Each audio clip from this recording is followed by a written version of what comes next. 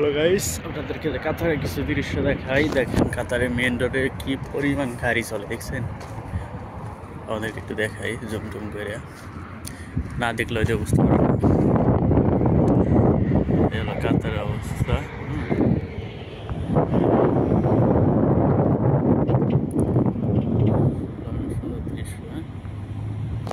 এই হলো কাতারের মেন রোড,